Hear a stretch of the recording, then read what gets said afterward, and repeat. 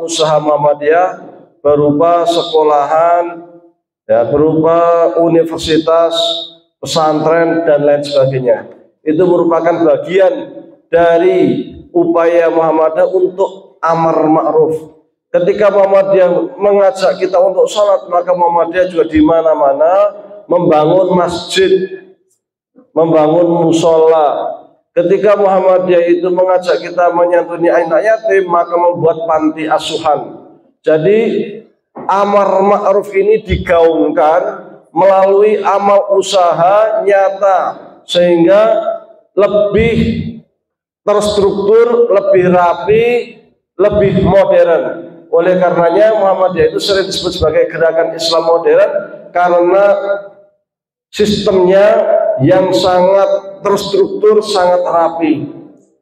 Hanya memang selama ini dalam amar ma'rufnya sangat kentara, tetapi nahi mungkarnya memang masih dalam tanda kutip kurang greget, nahi mungkarnya. Jadi kita memang lebih banyak ke amar ma'rufnya, AUM-nya sangat luar biasa. Biasanya kalau nahi mungkarnya itu yang dilakukan Muhammadiyah itu secara konstitusi. Maka Muhammadiyah beberapa kali melakukan gugatan-gugatan hukum di Mahkamah Konstitusi, beberapa kali itu, dan beberapa kali juga dikabulkan itu. Itu bagian dari nahi mungkarnya Muhammadiyah. Meskipun nahi mungkar kita itu tidak seperti FPI ya, ya, tidak seperti FPI, kita lebih kepada jalur hukum memang. Meskipun ya kadang juga memang saya bilang tadi itu, jadinya kesannya memang kadang kurang greget. Saya ambil contoh sederhana. Di Jogja itu ada 3 persoalan penting sekarang ini, masalah penting. Pertama terkait dengan peredaran minuman keras yang sangat luar biasa.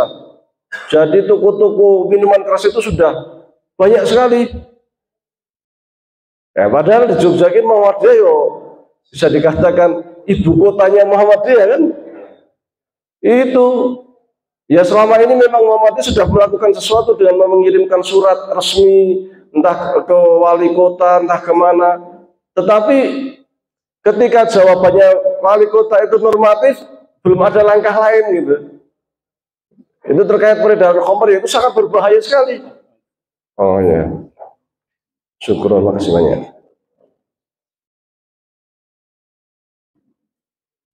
Sebenarnya nggak apa-apa. Sebenarnya ada slide-nya ini. Saya sudah buat tadi, nggak apa-apa.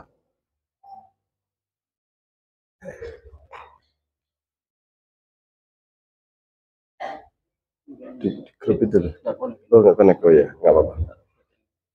Nah, kemudian persoalan kedua selain tadi khamr ya, yang di Jogja itu sangat luar biasa, kelitih.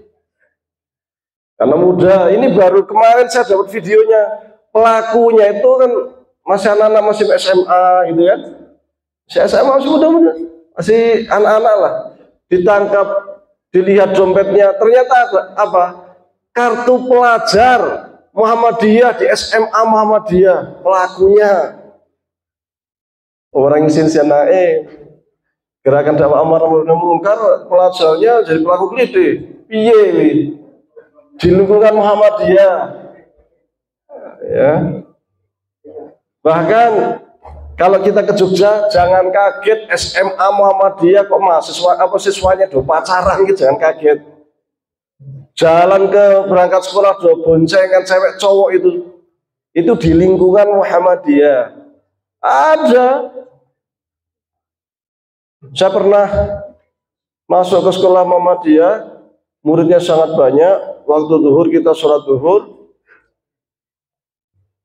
itu juga nggak nyampe separuh yang sholat zuhur itu. Saya juga mikir, ini Muhammadiyah tapi kok nggak nyampe separuh yang sholat zuhur ya. Ya saya husnudzan mereka sholat zuhurnya pas pulang lah, pulang di rumah sholat zuhur gitu. Bayangan saya ini tempat kalau cuma sekian ya, katakanlah sekian ini. Kalau muridnya kira-kira 300, 400 mesti rahmat. Tapi kok orang kebel? Orang kebel ini sekolah Muhammadiyah loh. Maka nahi mungkarnya kita juga kadang kalau saya ngeliat bikin gregetan juga gitu. Saya kemarin 2 hari lalu tuh, saya sempat posting di Facebook saya tuh. Harapan saya itu ada tanggapan lah, orang-orang Jogja maksud saya itu. Terkait persoalan khamr itu yang sudah meresahkan itu. mbok ya kokam gerak.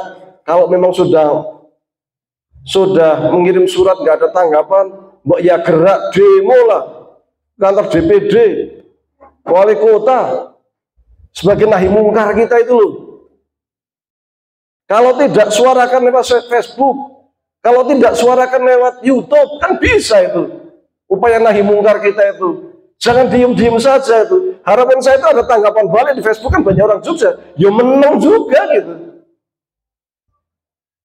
Padahal soal minuman keras ini bukan soal remeh-temeh, ini berbahaya, merembetnya bisa kemana-mana.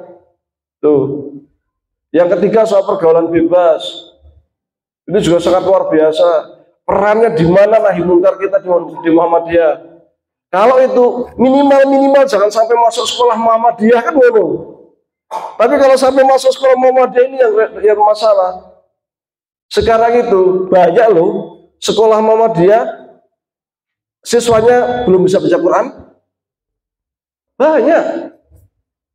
Ya kita husnudzon juga lah bahwa sebagian besar yang masuk sekolah Muhammadiyah itu bukan orang Muhammadiyah. Tapi juga menjadi PR besar juga buat kita itu. Untuk kemudian bisa memperbaiki bagaimana etika akhlak seorang siswa Muhammadiyah. Ini kita belum ke universitasnya ini.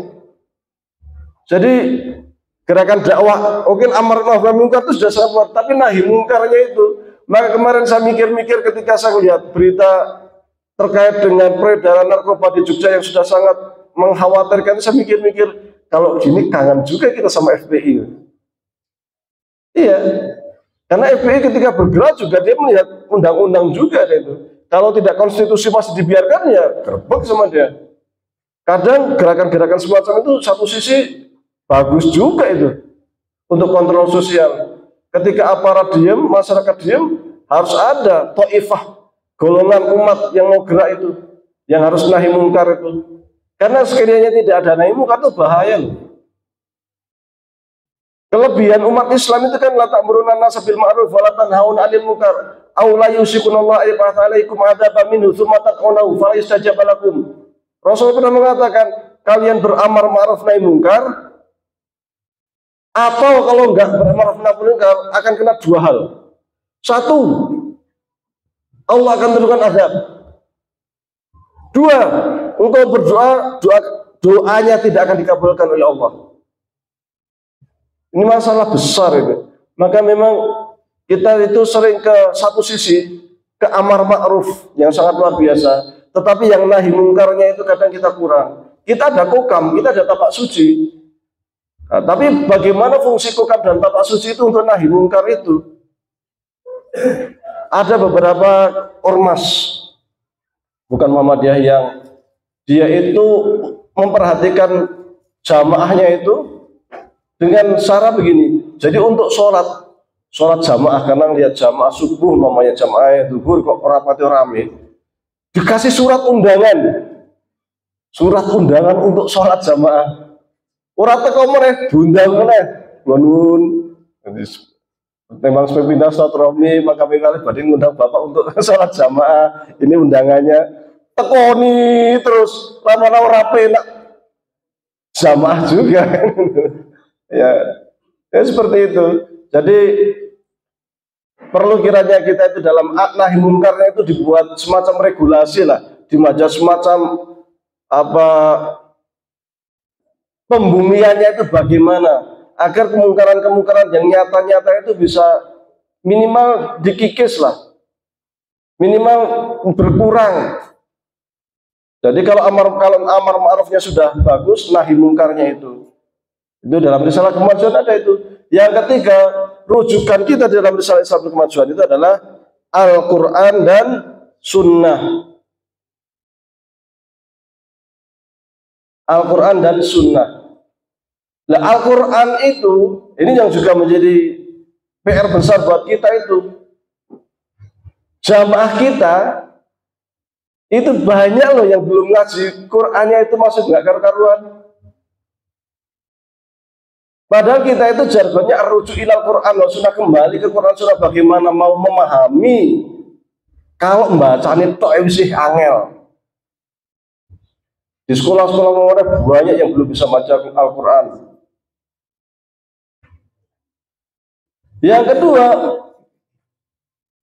ada yang bisa baca Al-Quran, tetapi kemudian mestinya kan ditingkatkan tahsinnya, ditingkat lagi, kemudian syukur-syukur ada sebagian kelompok yang kemudian bisa memahami maknanya. Karena banyak dari kita itu, kelemahan dai Muhammadiyah itu adalah banyak dai Muhammadiyah itu nggak bisa bahasa Arab.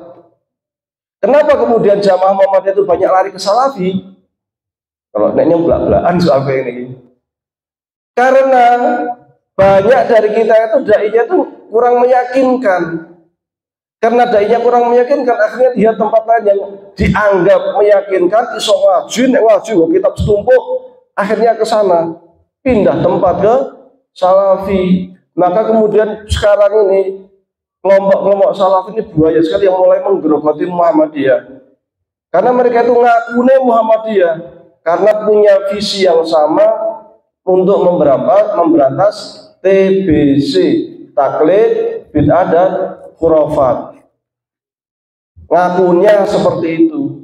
Tetapi di Muhammadiyah ternyata mereka merusak tatanan. Karena kita pakai hisab, bagi mereka hisab itu nggak bisa.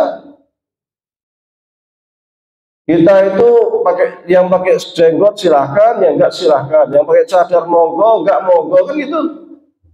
Ya itu yang tadi disampaikan itu dianggap enggak tegas itu. Padahal secara kita itu pakai tujuan fikih.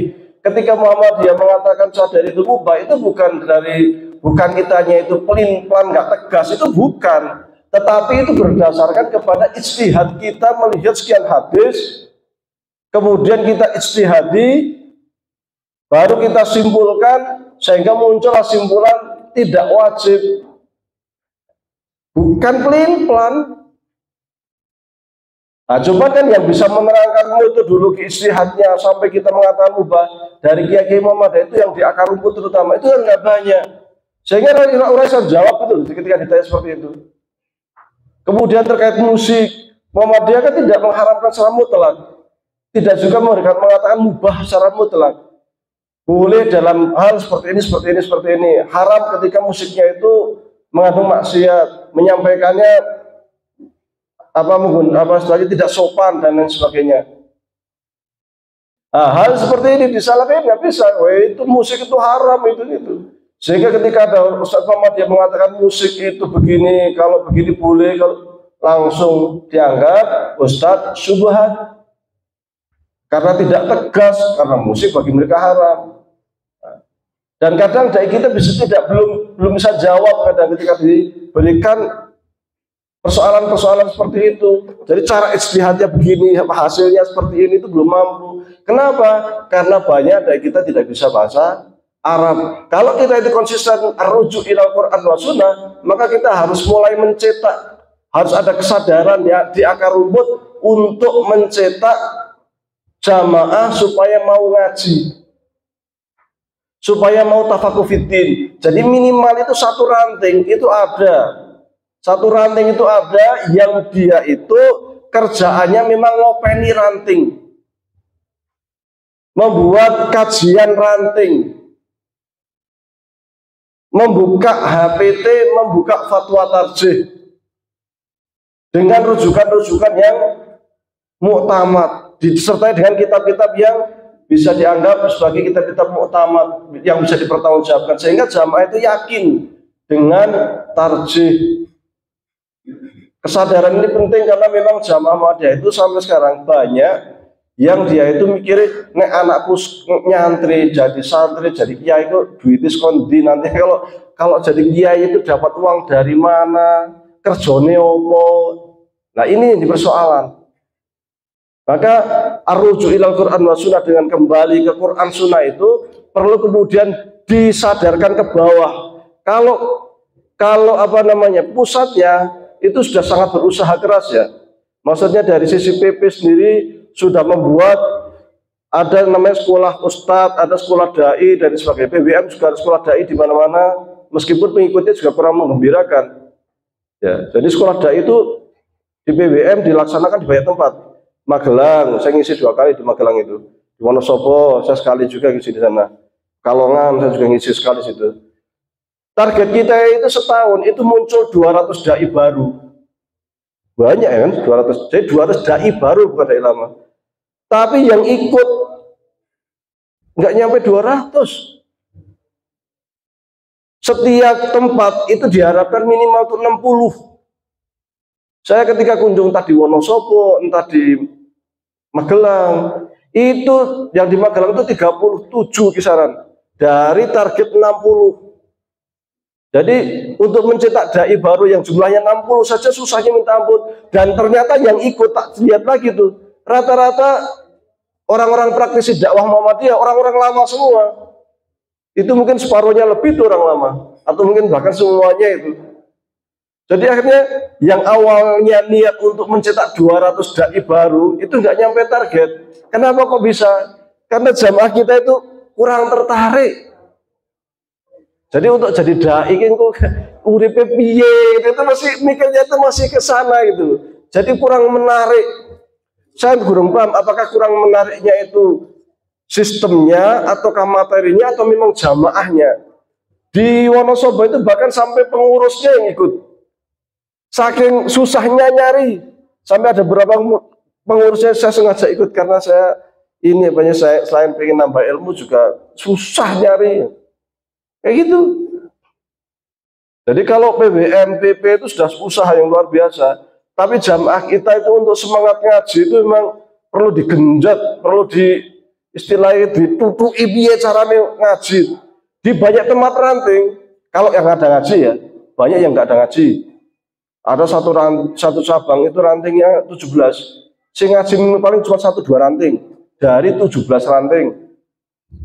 Itu pun kalau ada ngaji, saya untuk tua-tua di atas 50 tahun. Dan itu umum. Nah, ini kan jadi persoalan itu. Maka perlu kesadaran itu. Kesadaran dari kita semuanya. Piye carane ada dari jamaah kita itu mau sudi menyekolahkan anaknya khusus untuk tafakufiddin, nyantri supaya nanti ketika pulang kampung itu dia mau ngopeni jamaah, mau menjadi kiai kampung. Yang kiai kampung itu ya kalau secara prestis, secara ini nggak terhormat istilahnya, bahasa kasar ya. Orang tidak punya apa statusnya apa, ngaji ikro anak-anak. Seakan-akan kan sepele gitu dibanding jadi apa, saya dosen, saya ini, saya jadi dokter kan. Itu kelasnya gitu. Tapi di mata Allah itu orang kan dilihat dari sisi keikhlasannya. Kiai kampung ngajarin ikro, kalau ikhlasnya tinggi masuk surganya lebih dulu dibanding dosen kan. Kan seperti itu. Maka jangan kemudian meremehkan kiai kampung itu, karena yang mereka yang menyelamatkan agama ini, menyelamatkan jamaah kita dari tidak mampu membaca Al-Quran, ya kiai kampung itu. Ya. Kemudian ar-rujuk ilal Quran wa sunnah, saya sampaikan tadi, Quran wa sunnah ini bahasa Arab. Maka harus ada kesadaran dari akar rumput bagaimana supaya setiap ranting itu ada yang bisa bahasa Arab. Ada yang bisa ngaji kitab-kitab kuning. Yang nama Kiai Haji Ahmad Dahlan sebelum menjadi seorang pembaharu ternama, beliau ngajinya sama Syekh Soleh Darat, beliau ngajinya sama Imam Nawawi Al-Bantani, ngajinya sama Syekh Khotib Al-Minangkabawi. Ngajinya apa? Ya kitab kuning. Ketemu juga sama Rasyid Ridho, ngajinya apa? Kitab kuning. Nawawi Al-Bantani itu yang mengarang banyak kitab Safinatun Najah, ya, yang biasa dipakai di pondok-pondok ya. Itu juga, itu gurunya Kiai Haji Ahmad Dahlan itu. Syarah Aqidatul Awam Nudzolam. Itu juga Kiai Imam Nawawi itu. Luar biasa.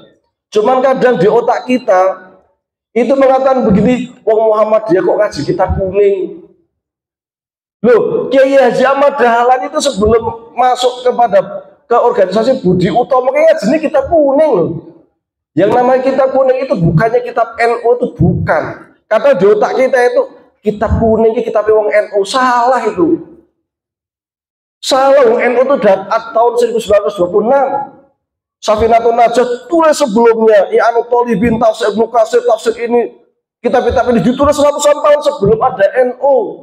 Tapi kadang kita mikirnya, nek ngaji kitab kuning kok koyo NU. Enggak begitu. Katanya kita itu ingin ngikut Kiai Ahmad Dahlan. Kalau ingin ngikut Kiai Ahmad Dahlan, lihat Ahmad Dahlan itu dari dua sisi sekaligus. Ahmad Dahlan sebelum masuk Budi Utomo, sebelum berinteraksi dengan organisasi Barat, Belanda, itu yang dikaji yang kitab kuning, Syekh Soleh Darat, itu mensyarah kitab Jauharatul Tauhid. Kitab kuning yang sangat luar biasa, syarahnya berbahasa Jawa. Syekh Khotib Al-Minangkawi juga sangat luar biasa. Bahkan Syekh Ahmad Dahlan itu dulu namanya Muhammad Darwis, diganti menjadi Ahmad Dahlan atas usulan Syekh Abu Bakar Sato. Syekh Abu Bakar Sato itu gurunya namanya Syekh Zaini Dahlan. Syekh Abu Bakar Sato itu pengarang kitab I'anatul Thalibin yang sangat ternama di pesantren-pesantren. Beliau yang merekomendasikan supaya Kiai Haji Ahmad Dahlan atau Muhammad Darwis diganti menjadi Ahmad Dahlan. Jadi kalau kita lihat Kiai Haji Ahmad Dahlan itu dua sisi. Beliau sebelum menjadi ulama besar itu kitab kuningnya mapan sekali, kuat sekali pondasi kitab kuningnya. Baru ketika itu ke Arab yang kedua tahun 1902 sampai 05 ya, ketemulah sama Rasyid Ridho, masih juga terkait dengan tafsir, masih juga terkait dengan pemikiran. Baru ketika pulang tahun 1908 masuk ke Budi Utomo, disitulah kemudian berinteraksi dengan pemikiran-pemikiran Barat, pemikiran-pemikiran Belanda modern. Nah, kadang kita melihat hanya dari modernnya itu saja, tidak melihatnya sebelum itu. Ini yang menjadi persoalan, sehingga kemudian ada pandangan miring terkait dengan kitab kuning itu. Ini perlu diluruskan. Kalau kita tidak bisa memahami kitab kuning, terus memahami Quran Sunnah itu pakai apa? Yang namanya Quran dan Sunnah, Sunnah itu kita harus belajar kutubus sittah, itu kitab kuning juga. Untuk Quran butuh ilmu tafsir, tafsir Jalalain, tafsir Ibnu Katsir, tafsir Qurtubi, tafsir Tabari, kitab kuning juga. Perlu ilmu alat, ya nahwu, ya sorof, ya balaghah, ya badi', ya bayan, ya ma'ani, ya arad, ya ilal, ya macam-macam. Ya kitab kuning juga gitu. Jadi stereotip pandangan kita terhadap kitab kuning yang negatif itu harus dihilangkan. Kalau kita mau punya posisi menjadi seorang kiai, menjadi seorang alim, semua ulama-ulama besar di dunia mesti kitab kuningnya kuat. Termasuk yang di Indonesia itu siapa? Buya Hamka. Buya Hamka luar biasa kitab kuningnya itu. Ya. Apalagi generasi awal Muhammadiyah rata-rata kitab kuningnya luar biasa. Haji Mas Mansur dan lain sebagainya itu luar biasa kitab kuningnya. Syekh Qardawi, kalau di Syekh Ramadan Al-Buti, Syekhul Azhar, bahkan kalau di Timur Tengah yang sangat sekuler, Hasan Hanafi, Abid Al-Jabiri dan lain sebagainya, orang-orang yang kita anggap sekuler, itu kitab kuningnya juga luar biasa itu. Maka kita kalau pengen apa? Membangun pemikiran dengan fondasi keilmuan Islam yang kuat, harus mulai dari sana. Jangan kemudian orang Muhammadiyah punya pandangan negatif terhadap kajian kitab kuning. Kesadarannya harus dibangun. Makanya kemudian saya biasanya kalau ngaji di mana-mana itu sering bawa kitab. Di Al-Furqan tadi saya pakai Lubul Hadis. Biasanya kalau di Keranggan itu pakai Ayyul Malad di Masjid Ar-Rahmah. Di Candiroto Riyadhus Shalihin, ya. Di Muntung pakai HPT sama Takrib. Jadi saya bawa itu kitab kuning itu supaya lebih manhaji, lebih terstruktur ngajinya itu. Dari sini naik bab sini, naik bab sini, terus selesai satu kitab. Nanti naik lagi, ganti kitab lagi, terus gitu. Karena itu teladan Kiai Haji Ahmad Dahlan, teladan para ulama-ulama Muhammadiyah generasi awal. Yang itu yang saat ini kurang diminati, maka perlu kita hidupkan kembali. Itu darurat istilahnya itu. Itu kalau kita ingin menjadi seorang ulama, mau nggak mau harus ke sana, ya. Mau tidak mau, karena nanti di dalam beristihad itu butuh ilmu alat, usul fikih, ulumul Quran, ulumul hadis, kitab kuning semua, ya, kitab kuning semua. Kemudian selanjutnya mengembangkan wasatiyah. Wasatiyah itu kita itu umat Islam atau Muhammadiyah itu tidak radikal kanan, tidak radikal kiri istilahnya itu. Tidak memahami Al-Quran itu tidak tekstual, tidak juga kontekstual banget. Tapi posisinya itu di tengah. Posisinya itu melihat semua unsur, melihat semua persoalan, kemudian ditinjau, dikaji bersama, sehingga menghasilkan fikih-fikih yang sifatnya itu mengandung maslahat. Seperti tadi terkait nikah siri, kenapa kok diharapkan? Karena tidak menimbulkan maslahat, tapi sebaliknya menimbulkan mudarat. Maka meskipun secara syarat rukun, nikah siri secara rukun itu sah, tetapi karena menimbulkan mudarat, maka menjadi haram. Jadi haramnya itu bukan karena cacatnya dari syarat rukun, tetapi karena ada potensi untuk menimbulkan mudarat bagi pasangannya, maka kemudian diharamkan.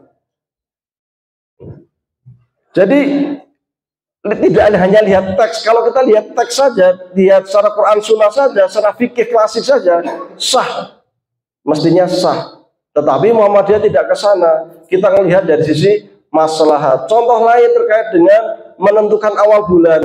Dalam menentukan awal bulan, kalau lihat hadisnya sumuli ru'yatihi, ru'yah kan?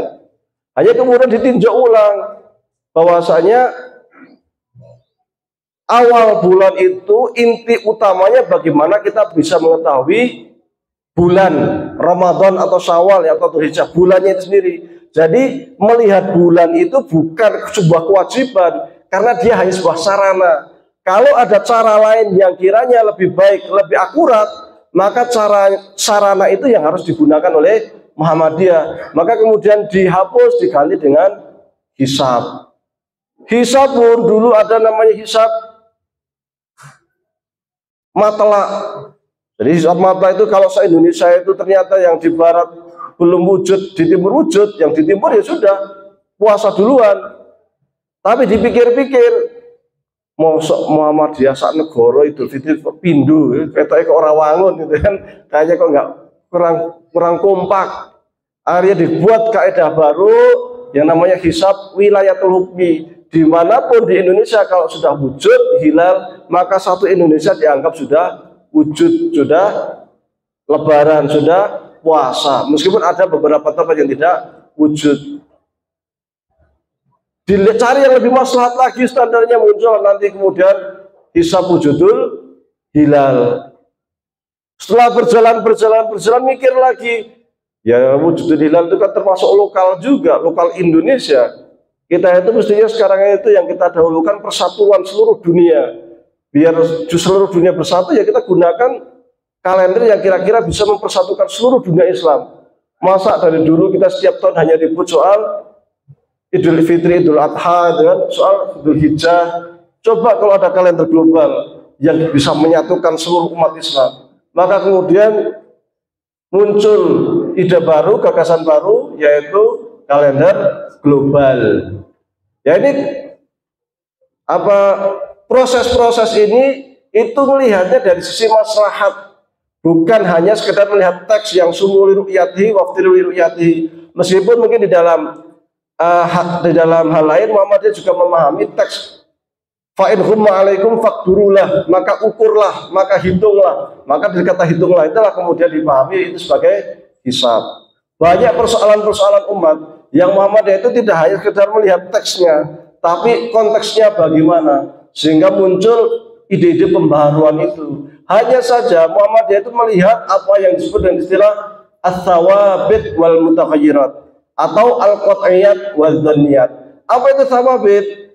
Tsawabit adalah persoalan-persoalan yang tidak boleh diijtihadi, yang tidak boleh berubah karena dia menjadi persoalan yang pasti. Persoalan yang pasti yang tidak boleh diijtihadi itu ada 4 hal. Yang pertama terkait dengan ubudiyah, ya, terkait dengan tauhid. Ini tidak boleh diijtihadi. Kalau Al-Quran mengatakan qul huwallahu ahad, ya sudah. Yang namanya Allah Esa ya Esa, tidak boleh kemudian kita mengatakan Allah itu 2, 3, Allah itu diperanakkan. Enggak bisa. Karena jelas nasnya qul huwallahu ahad, jelas la ilaha illallah. Maka ini tidak boleh orang melakukan ijtihad di usul akidah.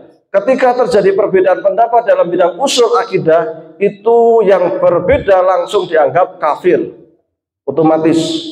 Jadi kalau ada yang mengatakan Tuhan 2, Tuhan 3, otomatis kafir, karena terkait dengan usul akidah.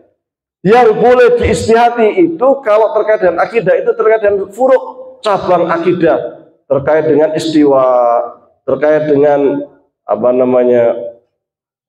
ars dan lain sebagainya, sehingga muncul berbagai pandangan pendapat di kalangan para ulama, dan yang berbeda itu dianggap ahlul bid'ah, yang berbeda dengan konsep HPT. Kalau di HPT namanya ahlul bid'ah, yang berbeda dengan Muhammadiyah, tapi tidak kafir.